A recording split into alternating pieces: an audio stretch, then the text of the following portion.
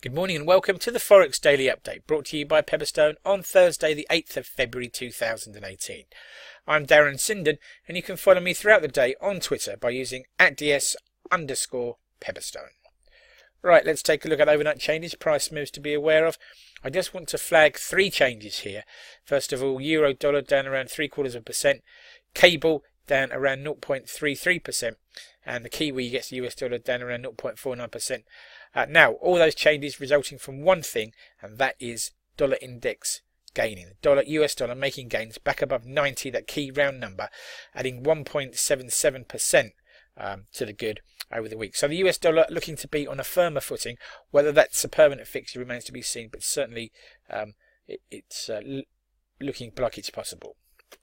Right, what's on the calendar? Events that may move the market today. Certainly couldn't complain about the number of events that are on the calendar today. We've had some quiet days, but this isn't one of them. Already this morning we've heard from the RBNZ Deputy Governor Grant Spencer. We've had Rick's house pricing data out of the UK.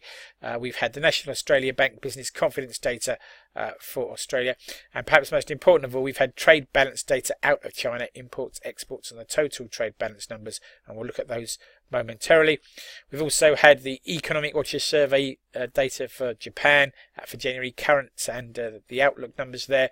And to come at 7 a.m. this morning, we'll have current account and trade balance data out of Germany.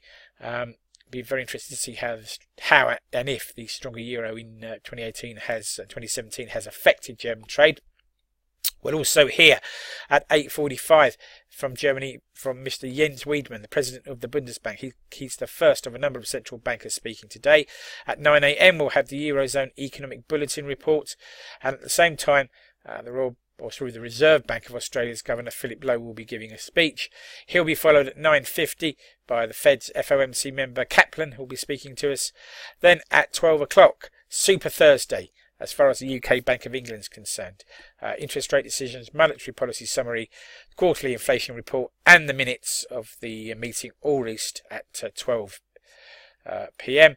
And then that's followed at 12:30 by a speech from the Bank of England's Governor Mark Carney. At 1300, we'll hear from the Fed's member Harker, who'll be speaking to us then.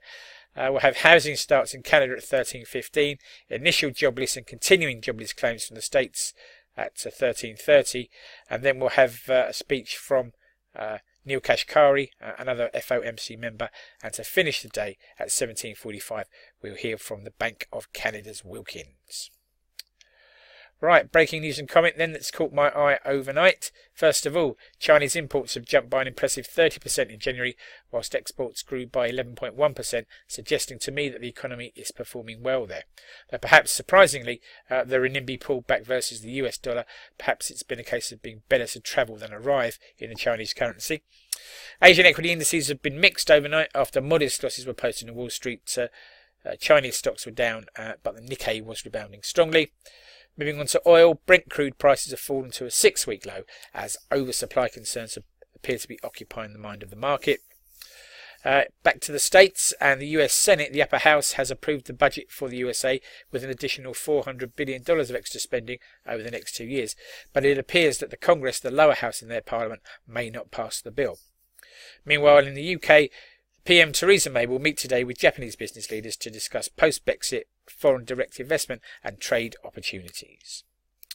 Right, food for thought, something to take away with you into the trading day and beyond. And we often talk about the relationships between different asset classes and markets, but these relationships are not always quantified. Goldman Sachs has recently done just that with the publication of this cross-asset correlation matrix. Well worth studying this in detail. It shows some very interesting relationships and throws up some surprising ones as well. Right, risk warning time. Please take a moment to read the risk warning. Trading CFDs and foreign exchange and margin can be a risky business. If you're in any doubt about those risks or the suitability of the products for you, then please do contact your Pepperstone account representative.